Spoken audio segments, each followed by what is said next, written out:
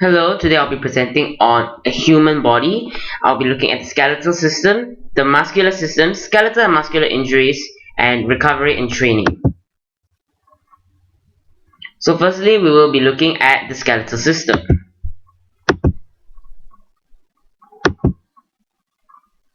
A quick overview, the skeletal system is a framework made out of 206 bones and other connective tissues that protect and support the body tissues and the essential organs in the human body. As you should know by now, the skeletal system is a very important part in the human system.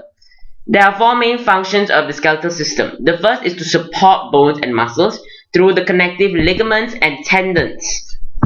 The second function is to allow movement of the skeletal system through the support that it brings. The third function is to protect essential internal organs such as the heart, and it also responsible for blood cell production. But because bones contain red bone marrow, which produces red blood cells that transport oxygen around the body. Now we look at some major bones of the skeletal system. The first is the cranium, which is also known as the skull, and it protects the head from injuries, including the brain, and therefore it is very important to ensure that the brain is unharmed. The second is the ribs, also as equally important as the cranium. The ribs form the rib cage, which protects the heart and lungs. Whereas the heart expands, the ribs go out, and when the heart contracts, the ribs go inwards to protect it. The third bone is the vertebral column, which supports and protects your spinal cord.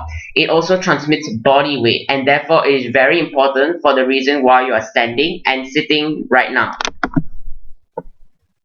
So now here is an overview and a look at the picture of the skeletal system. As we can see from the word here, the vertebrae is over here. This section, the skull, is the cranium.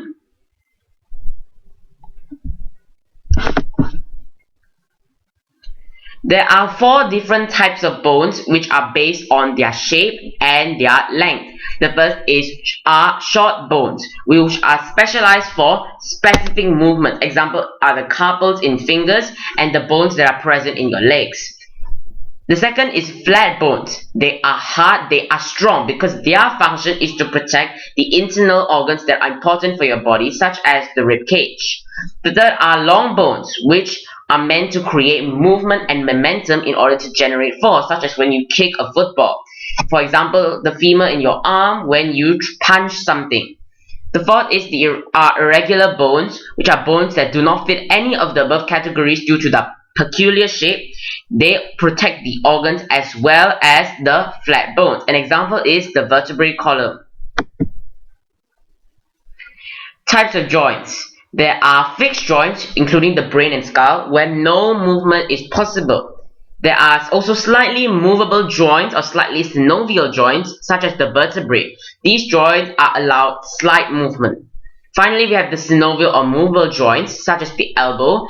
90% of the joints in your body are synovial joints. These joints are able to move freely due to the synovial fluid in the ball and socket, which acts as a lubricant, which therefore allows smooth movement of the elbow in this case.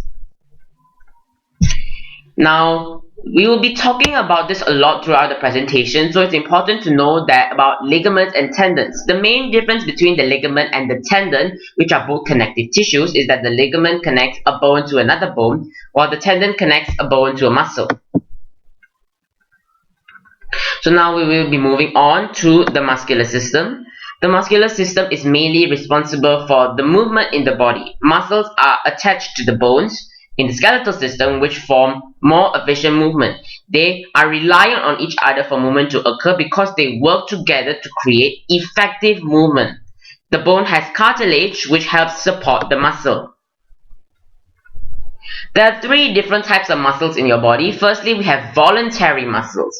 These are muscles that are controlled at your own will. For example, the fingers right now, you may be wiggling your fingers, you may be moving your arms, you may be shaking your legs. These are all functions that are done at your own will, and the muscles in these parts of your body are voluntary muscles. The second type is known as the involuntary muscle, which are muscles that are moved involuntarily and cannot be controlled by your own actions. You are usually unaware that these muscles are contracting or undergoing movement. For example, the muscles in your digestive system. Third is the cardiac muscle, the muscle that forms the chambers of your heart. It is also a form of involuntary muscle. For example, the heart, you do not know that the heart is contracting. Its function is to keep the heart pumping. So now we'll name a few muscles in the body and their functions. We have biceps and triceps, as are famously known. Biceps are regarding the flexibility at the elbow to lift and to pull, while triceps are regarding the ability to extend the elbow to push. Hamstrings, as you've often heard, is about the flexibility at the knee and also at the back part of the thigh. The hamstring mainly helps you with walking. The quadriceps are the other part, the front part of the thigh, and they are used to not only walk but also to climb stairs and to stand. The last is the pectorals. They form the front of the upper chest to generate a push movement using the chest, and you can see during football when they do a chest header.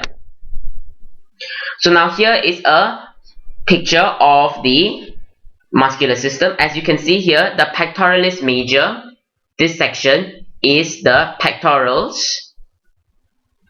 You can also see here the biceps and triceps are within this area. So muscles work in antagonistic pairs. There are always one muscle that works with another muscle to contract and relax. One contracts, one relaxes. It continues in the same fashion to ensure movement. A very well example known is the antagonistic pair of the bicep and tricep. When you flex, as you can see here, when you raise the arm, the biceps are contracted while the triceps are relaxed. However, as you begin to extend your arm, as mentioned, which are the function of the triceps then begin to contract while the biceps begin to relax. Another example are the quadriceps and the hamstrings, which as mentioned before, are the front and back part of your thigh. Movement in muscles. Over here, we covered a few terms that are related to muscles. So the origin is the part of the tendon which is non-moving. It is fixed in its position, while the insertion is the moving end of the tendon. The origin and insertion is the reason for antagonistic pairs, as one part is non-moving and the other is moving. They work together to create movement. As you can see here, we have the origin of the biceps and the insertion of the biceps. Then we also have the flexor and extensor as shown in the following hamstring and quadriceps antagonistic pair. The flexors help you contract as shown below, while the extensors help you extend. Now using the following knowledge, we will be relating it back to skeletal and muscular injuries. So a few keywords you may need to know, as you may often get confused with these three terms. The strain is the injury of the tendon. The tendon connects the bone to the muscle. A sprain, meanwhile, is the injury of the ligament which connects the bone to a bone. And the dislocation is basically related to the bone and will be explained later on. So, the effects of exercise on your skeletal and muscular systems. The skeletal system responds to exercise in training in two ways, such does the muscular system. It could either build your voluntary muscles as the more exercise you do and make them more flexible and build their strength. The development of the muscle is also known as hypertrophy. However, on the other hand, due to injury, when no exercise is performed, the muscle begins to weaken and loses strength and flexibility. This is known as atrophy. Looking at the short and long-term effects, muscle will begin to contract, blood will begin to rapidly flow in the muscles and in the entire body as oxygen is needed during exercise, and there will also be a rise in body and muscle temperature due to sweat.